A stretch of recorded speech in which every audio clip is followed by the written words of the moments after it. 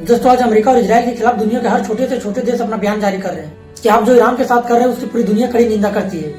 और एक हमारा देश है जो इतनी शक्तिशाली होने के बाद भी आज अमेरिका के चुंगल में इस तरह फंस गया है, जैसे कि अमेरिका के खिलाफ बयान देने से पहले हमारे देश के प्रधानमंत्री को कई बार सोचना पड़ता है। आज अमेरिका हमारे देश पर हर मनमानी रवैये को अपना रहा है। हमारे देश के प्रधानमंत्री चुप बैठे हैं, वो चाहे टैरिफ बढ़ाने का मामला हो, टैरिफ घटाने का मामला या ट्रेड डील का मामला हो। यहाँ तक कि भारत को रूस से तेल खरीदने का आदेश अमेरिका के वित्त मंत्री जारी करते हैं। हमारे घर मेहमान बनकर आई ईरानी नौसेना को अमेरिका टारपीडो के जरिए से तहस नहस कर देता है, जिसमें 80 से अधिक सैनिक मारे जाते हैं। लेकिन हमारे देश का प्रधानमंत्री का एक भी ट्वीट या बयान अमेरिका के खिलाफ नहीं आता है। और उसी अमेरिका की देन है कि आज भारत में महंगाई बहुत तेजी से बढ़ रही है। इसके बावजूद महंगाई पर बीजेपी के तमाम बड़े नेता से प्रधानमंत्री तक का कोई बयान नहीं आता है।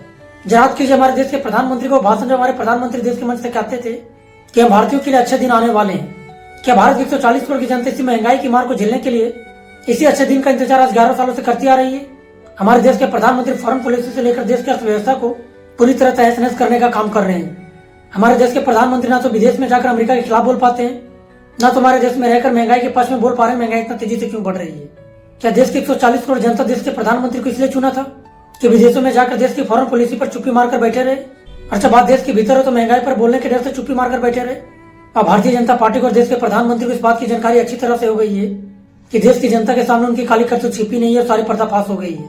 कब तक मौन रहोगे हमारे देश के प्रधानमंत्री? कुछ तो बोलो, या तो महंगाई के बारे में बोलो या तो देश की फॉरेन पॉलिसी के बारे में तो बोलो। और इन दोनों के पक्ष में अगर बोलने से डर लगता है तो प्रधानमंत्री के पद से इस्तीफा दे दो।